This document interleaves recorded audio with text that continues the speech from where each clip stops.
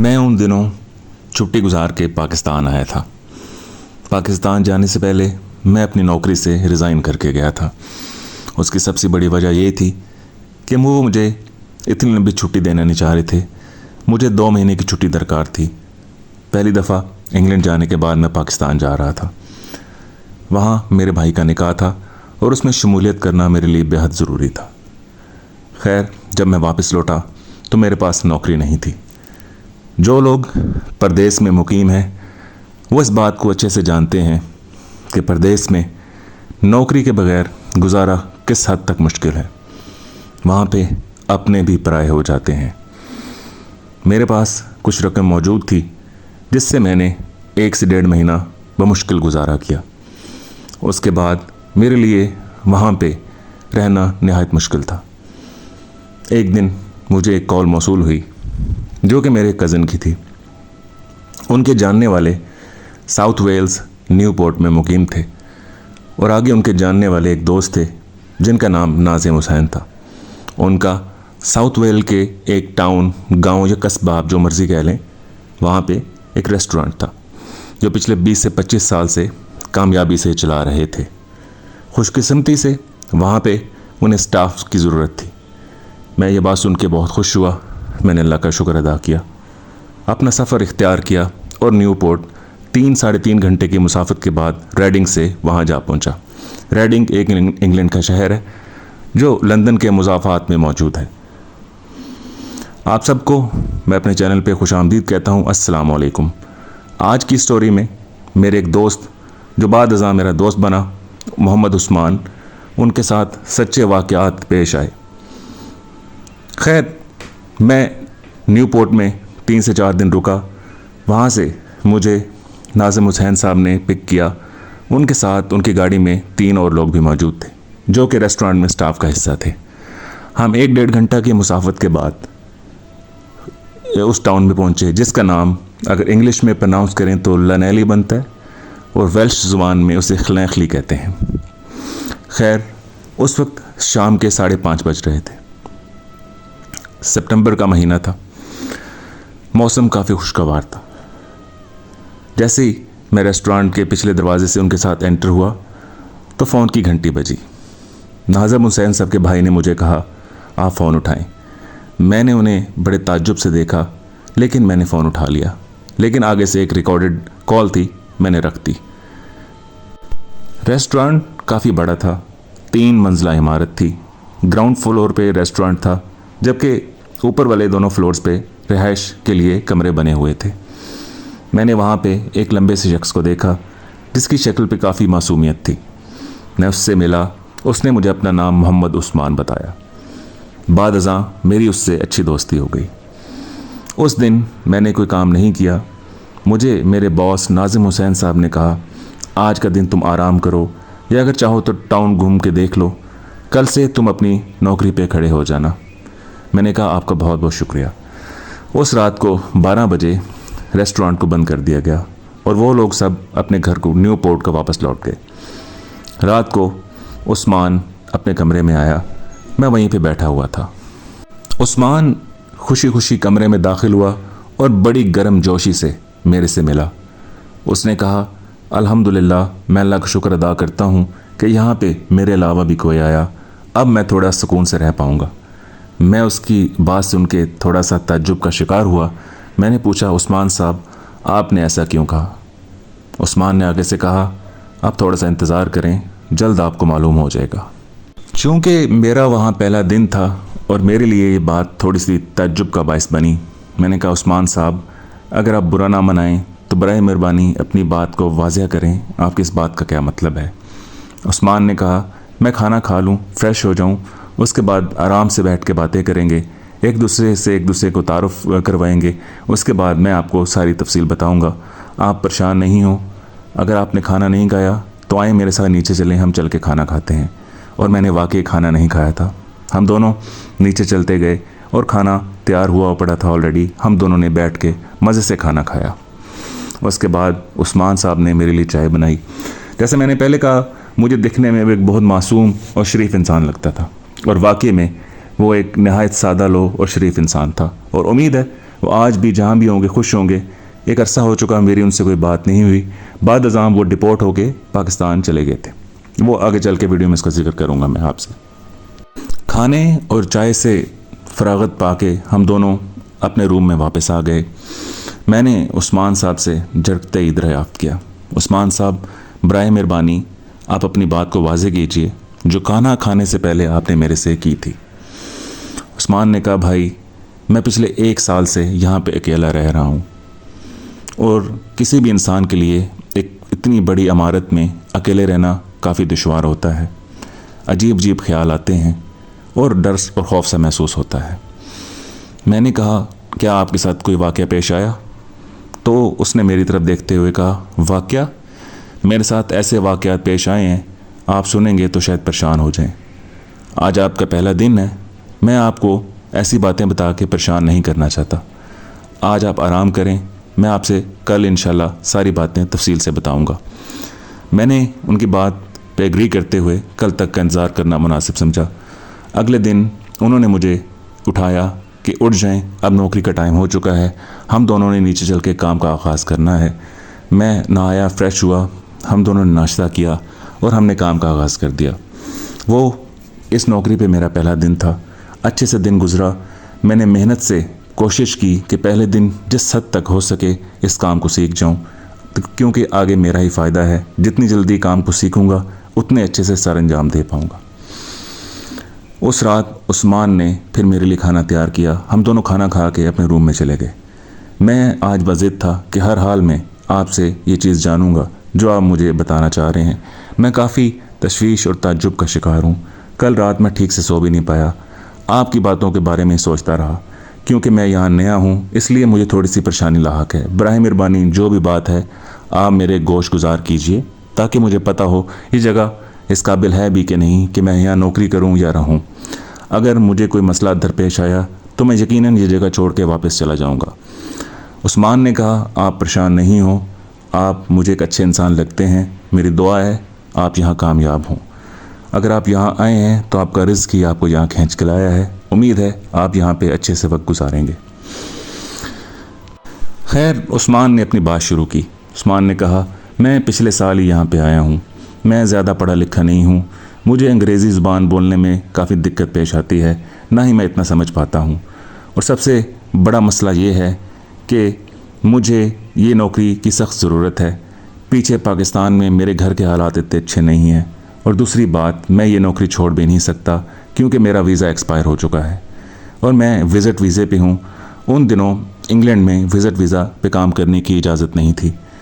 हत्ता कि पूरी दुनिया में ये असूल और कानून है कि अगर आप विज़िट वीज़े पे हैं तो आप नौकरी नहीं कर पाएंगे। अभी कुछ अर्सा पहले सुनने में आया है कि इंग्लैंड में कवानीन को तब्दील करते हुए विज़िट वीज़ा पे भी लोगों को काम करने की इजाज़त मिल चुकी है।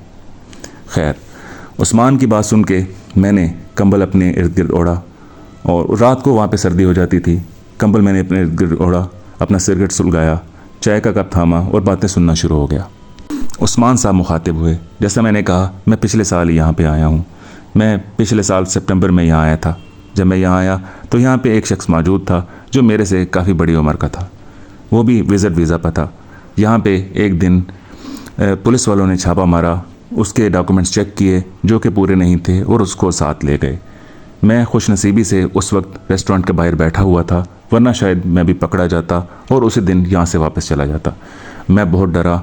लोगों ने मुझे समझाया, परेशान ना हो, ये कभी कभार आते हैं और आज आए हैं तो दोबारा कुछ अरसे के बाद आएंगे, तुम परेशान होने की ज़रूरत बिल्कुल नहीं है। मुझे ये सुन के थोड़ी सी तसल्ली हुई। मैंने काम सीखा। उन्होंने मुझे किचन में जॉब दे दी। क्योंकि मुझे अंग्रेज़ी ज़ुबान में इतना अबूर हासिल नहीं था, इसलिए मुझे कस्टमर डीलिंग और आगे ऑर्डर टेकिंग की बिल्कुल इजाज़त नहीं थी। मेरा काम किचन के हद तक महदूद था। शुरुआत में मुझे सिंक पे रखा गया। मैं सारा दिन बर्तन धोता रहता और जब रेस्टोरेंट क्लोज़ होता तो ढेर सारे बर्तन मेरे पास जमा हो जाते। रात को थक के मैं अपने रूम में आता, थोड़ी देर के लिए घर में कॉल करता। उस वक्त पाकिस्तान में सुबह के फजर का टाइम हुआ होता था। मेरे घर वाले नमाज के लिए उठते थे। मैं अपनी वालदा से बात करता, उन्हें सारा दिन का अहवाल बताता, लेकिन कुछ बातें उनसे छुपा जाता कि कहीं वो परेशान ना हो। मैं बीच में झटक से बोला, उस्मान साहब, इन बातों में कोई खौफनाक बात या परेशानी वाली बात तो कहीं भी नज़र नहीं आती। नौकरी करने के लिए मेहनत करनी पड़ती है, तकलीफ़ें बर्दाश्त करनी पड़ती हैं। उस्मान बोला, भाई थोड़ा सा सब्र करें तो आपको सारी बात पता चल जाएगी। मैंने उनसे माजरत की और उन्हें अपनी बात जारी रखने का कहा। उस्मान बोला, 2 महीने के बाद वो शख्स यहाँ से चला गया। फिर मैं यहाँ पे अकेला रह गया। मुझे शुरू में काफ़ी डर और खौफ महसूस होता था। ये मेरी ज़िंदगी का पहला मौका था जब किसी जगह पे मुझे अकेला रहना पड़ रहा था। ऊपर से ये परदेश था, अनजान जगह थी और मैं था भी नया। उस वक्त उस्मान की उम्र लगभग 21 से 22 साल होगी। उस्मान ने बात जारी करते हुए कहा, एक दिन जब मैं नौकरी से वापस आया तो मुझे जो कपड़े मैंने रात के लिए पहनने थे वो मुझे अपनी जगह पे ना मिले। मैंने सोचा शायद मैंने धोने वाली जगह पे रख दिए हों। मैंने वहाँ जाके तलाश किया तो मुझे वहाँ भी ना मिले। मैं काफ़ी परेशान हुआ, मेरे कपड़े कहाँ जा सकते हैं। मेरे अलावा ना तो कोई यहाँ रहता है ना इस कमरे में आता है। मैंने काफ़ी तलाश की लेकिन मुझे मेरे कपड़े कहीं ना मिले। खैर मैंने बैग से दूसरे कपड़े निकाले, पहन लिए और सो गया।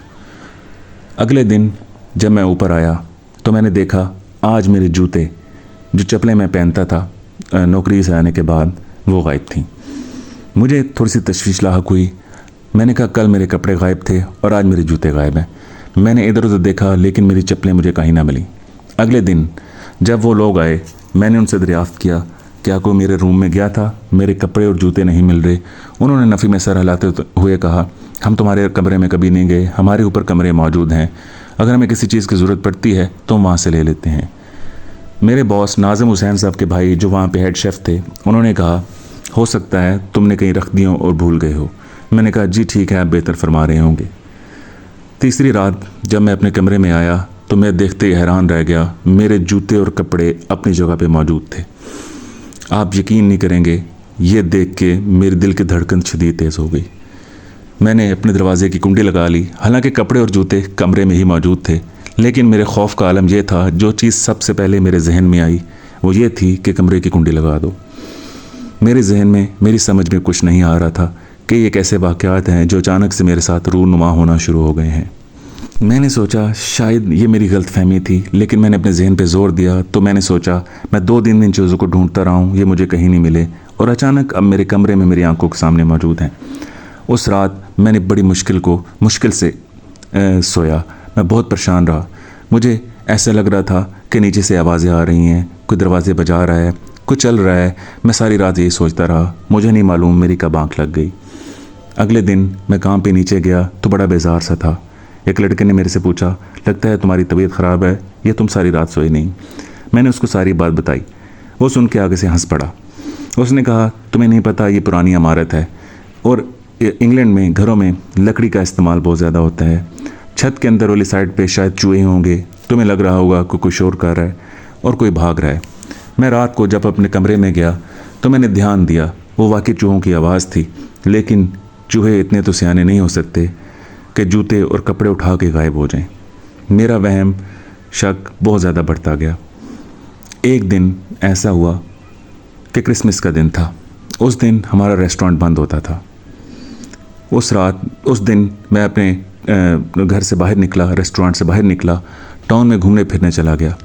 ज़्यादातर दुकानें बंद थीं, इक्का दुक्का दुकानें खुली हुई थीं, क्योंकि क्रिसमस वाले दिन गोरे अपने घरों में और अपने रिश्तेदारों और दोस्तों के साथ मिलके एंजॉय करते हैं। तकरीबन शाम के 4:30 बजे थक हार के मैं वापस आया। वहाँ पे कुछ था ही नहीं। जैसे मैंने पहले कहा, वो एक छोटा सा टाउन था, या उसे आप विलेज भी कह सकते हैं। मैं वापस आया और अपने रूम में चला गया। थोड़ी देर के बाद मुझे भूख महसूस हुई। मैं नीचे आया और जो मैंने वहाँ देखा मेरी जैसे चीख से निकल गई और मेरा सांस जैसे बंद सा हो गया। रेस्टोरेंट का चूल्हा जल रहा था और तमाम लाइट्स ऑन थीं और पंखे चल रहे थे। मैं ये देख के बहुत खौफजदा हुआ। मैंने फ़ौरन से बॉस को फ़ोन किया कि बॉस, ये जब मैं बाहर से घर आया, रेस्टोरेंट में आया तो उस वक्त तमाम लाइटें और पंखे और चूल्हे बंद थे। अब मैं नीचे खाना बनाने आया हूँ और मैंने देखा तमाम लाइटें, पंखे और चूल्हे सारे जल रहे हैं। मुझे बहुत खौफ महसूस हो रहा है। बराए मेहरबानी क्या मैं वहाँ आ सकता हूँ? मेरे बॉस ने मुझे डांटते हुए कहा, तुम ऐसे परेशान हो रहे हो, तुम्हारा वहम है। यकीनन जब तुम बाहर से अंदर आए होगे तुम्हें भूख महसूस हो रही होगी, तुमने लाइटें, पंखे और चूल्हा जला दिया होगा। ये शायद तुम ऊपर कपड़े बदलने गए होगे और वापस आके मैं खाना बनाऊंगा। ये बात करते बॉस ने फ़ोन बंद कर दिया, लेकिन मैं हमारे खौफ के आगे कदम बढ़ाते हुए डर रहा था। मैं आगे बढ़ा, मैंने इधर उधर देखा, वहाँ पे कोई भी मौजूद नहीं था। मैंने बहुत डरते डरते खाना बनाया और खाना लेके फ़ौरन अपने कमरे में आ गया। उससे अगले दिन नाज़िम हुसैन साहब, जो कि हमारे बॉस थे, by the way Nazim Hussain साहब 2 साल पहले वफ़ात पा चुके हैं। आप सबसे दरख्वास्त है उनकी मग़फ़िरत के लिए दुआ कीजिए, अल्लाह तमाम मरहूमीन की मग़फ़िरत फरमाए। खैर, नाज़िम हुसैन साहब ने मेरे से मुखातिब होकर कहा, हमने सोचा है तुम्हें अलहदा से कमरा दे दिया जाए, क्योंकि ऊपर काफ़ी कमरे मौजूद हैं और ख़ाली पड़े हुए होते हैं। तुम आराम से अपने कमरे में रह सकते हो, इस तरह तुम दोनों की प्राइवेसी भी मुतासर नहीं होगी। मैंने उनकी बात से इत्तफ़ाक़ किया। वो शिफ्ट हम दोनों ने ख़त्म की। मैंने और उस्मान ने खाना खाया, हम ऊपर चले गए। मैंने अपना सामान उठाया। उस्मान ने कहा, तुम कहाँ जा रहे हो? मैंने कहा, बॉस ने मुझे एक कमरा दे दिया है। उस्मान ने कहा, मैं तो चाहता था तुम मेरे पास ही रुकते, मुझे काफ़ी डर लगता है। मैंने कहा, उस्मान, आज हफ़्ता हो चुका है मैं तुम्हारे पास मौजूद हूँ, अल्लाह का शुक्र है ना मैंने कोई आवाज़ सुनी है, ना ही मुझे कोई ऐसा वाक़या पेश आया। खैर, मैंने सामान उठाया और अपने रूम में चला गया। मैं थोड़ी देर के बाद लेटा तो मुझे बाहर से थोड़ा सा शोर की आवाज़ आई। मैं फ़ौरन से उठा, अपना दरवाज़ा खोला और छत की तरफ देखना शुरू कर दिया। मुझे उस्मान की बात सुन के हंसी आना शुरू हो गई, जो उसने मुझे बातें बताई थी। वो वाकई चूहों के दौड़ने की आवाज़ थी, जो सीलिंग और छत के दरमियान एक गैप होता है उसमें भाग रहे थे। क्योंकि ये इमारत काफ़ी पुरानी थी और यकीनन पुरानी इमारतों में जहाँ पे लकड़ी का काम हुआ वहाँ पे चूहे अपनी जगह बना लेते हैं। दिन और रात मामूल के मुताबिक गुजरते गए। एक रात हम दोनों बहुत थके हुए थे। मैंने उस्मान से कहा, आज मुझे भूख नहीं है, मैंने खाना शाम को खा लिया था, मेरा दिल है मैं आज जल्दी सो जाऊँ। उस्मान ने कहा, ठीक है, जैसे तुम्हारी मर्ज़ी। मैं अपने रूम में गया, चेंज किया, बेड पे लेटा और सो गया। तकरीबन रात के 1:45 बजे का टाइम होगा। मेरा कोई दरवाज़ा ज़ोर ज़ोर से पीट रहा था। मैं घबरा के उठा, अल्लाह खैर करे, ये कौन है, अचानक क्या हो गया। मेरे उठने से पहले उस्मान शायद 20 से 25 दफ़ा मेरा दरवाज़ा बजा चुका था। मैंने फ़ौरन से दरवाज़ा खोला। उस्मान आगे पसीने से शराबूर अंदर दाखिल हुआ और मेरे बेड पे गिर गया। मैंने फ़ौरन से लाइट ऑन की। उस्मान से पूछा, ये तुम्हें क्या हुआ है, सब खैरियत तो है? उस्मान का रंग उड़ा हुआ था, उसके पसीने छूटे हुए थे और उसके मुंह से लफ्ज़ निकलना मुश्किल था। मैंने साइड टेबल पे पड़े हुए बॉटल से पानी का गिलास भरा, उसको दिया। उसने हाँफते काँपते वो पानी का थोड़ा सा घूंट पिया और मुझे पकड़ा दिया। मैं उस्मान के पास बैठा। मैंने उसे तसल्ली दी। मैंने उसका, घबराओ नहीं, मैं तुम्हारे पास हूँ, मुझे बताओ आखिर हुआ क्या है। थोड़ी देर के बाद उस्मान के जब होश वापस आए तो उस्मान ने कहा, मैं खाना खा के तकरीबन 1:15 बजे अपने बेड पे लेटा। मैं बेड पे लेटे अपने मोबाइल पे कुछ देख रहा था, तो देखते देखते मेरी आंख लग गई और मोबाइल शायद मेरे सीने पे गिर गया। थोड़ी देर के बाद मुझे महसूस हुआ कि दरवाज़े पे कोई दस्तक दे रहा है। मुझे लगा शायद ये मेरा वहम है। थोड़ी देर के बाद दोबारा किसी ने दरवाज़े पे दस्तक दी, तो मैंने सोचा कि शायद तुम होगे, तुम्हें कोई काम होगा या कुछ चीज़ चाहिए होगी। मैं नींद में उठा और मैंने दरवाज़ा खोल दिया। मैंने कहा, हाँ भाई अंदर आ जाओ। लेकिन जब तुम अंदर नहीं आए तो मैंने पीछे मुड़ के देखा तो वहाँ कोई भी नहीं था। मैंने सोचा शायद ये मेरा वहम था या मैं कोई ख्वाब देख रहा था। मैंने दरवाजे की कुंडी लगाई, लॉक किया और दोबारा से अपने बेड पे आके लेट गया। थोड़ी देर के बाद दोबारा दस्तक हुई। मैंने दरवाज़ा जाके खोला और मैंने इस दफ़ा दरवाज़ा खोलने से पहले पूछा कौन है। आगे से कोई जवाब ना आया। अब मुझे लगा कि तुम ही हो। दरवाज़ा खोलने से पहले एक दफ़ा फिर दस्तक हुई। मैंने दरवाज़ा खोल के देखा तो वहाँ पे कोई मौजूद नहीं था। उस्मान के कमरे के थोड़ा सा साइड से, दाईं साइड से सीढ़ियाँ नीचे रेस्टोरेंट की तरफ जाती थी। उस्मान ने कहा, मैंने थोड़ा सा आगे होकर सीढ़ियों की तरफ देखा तो जैसे मेरी सांस रुक गई। मेरे दिल की धड़कन इतनी तेज़ थी कि ऐसे लग रहा था मेरा दिल मेरे मुंह में आ जाएगा। कोई काले लिबास में बहुत लंबे बालों वाली कोई चीज़ नीचे सीढ़ियाँ आराम से उतर रही थी। मेरी में इतनी हिम्मत नहीं थी कि मैं उसे आवाज़ दे के ये पूछ सकता कि तुम कौन हो। नीचे उतरते वक्त उसने मुड़ के मेरी तरफ देखा। उसका चेहरा इतना भयानक और खौफज़दा था कि मेरी टांगें और जिस्म कांपना शुरू हो गया। मैं तुम्हें बता नहीं सकता कि मैं भाग के ऊपर वाले फ्लोर पे तुम्हारे पास कैसे पहुंचा हूं। अगर तुम दरवाज़ा जल्दी ना खोलते तो शायद मेरा दिल यहीं बंद हो जाता और मेरी मौत वाक़ हो जाती। मैं ये सुन के बहुत परेशान हुआ। मैंने कहा, उस्मान, अगर तुम चाहो तो हम नीचे जाके चेक कर सकते हैं। उस्मान ने कहा, नहीं, मैं बिल्कुल इस काबिल नहीं हूँ और ना ही मैं तुम्हें जाने दूँगा, क्योंकि उस चीज़ को जो मैंने देखा है वो यकीनन कोई डायन या चुड़ैल है। इसलिए बेहतर यही है कि तुम मेरे साथ यहाँ बैठे रहो। उम्मीद है आज की रात हमारी इंशाल्लाह खैरियत से गुजर जाएगी। मैंने जब उस्मान की बात सुनी, खुद मारे खौफ की मेरी बुरी हालत हो गई। लेकिन उस्मान उस वक्त बहुत डरा हुआ था और मैंने सोचा अगर मैंने भी इसके सामने डर का मुजाहरा किया या शो किया तो ये बिल्कुल हिम्मत हार जाएगा। मैंने हिम्मत बधाई रखी। हम सारी रात जागते रहे। तकरीबन 5:30 बजे हम दोनों ने फजर की नमाज़ अदा की और अल्लाह का नाम लेके बेड पे लेट गए। मेरे कमरे में 2 सिंगल बेड मौजूद थे क्योंकि वीकेंड पे नाजिम साहब के भाई जो हेड शेफ़ थे वो मेरे रूम में आराम किया करते थे। मैंने उस्मान से कहा तुम परेशान नहीं हो, तुम मेरे बेड पे ही सो जाओ। हम अगले दिन यकीनन नाजिम साहब से बात करेंगे और सारा माजरा तफसील से बताएंगे। उस्मान ने मेरे से कहा अगर मैं मजबूर ना होता तो एक दिन भी यहाँ ना रुकता। मेरे पास वीज़ा नहीं है। सबसे बड़ी बात मेरे घर में मजबूरियाँ हैं। इन मजबूरियों की वजह से मैं यहाँ पे नौकरी कर रहा हूँ।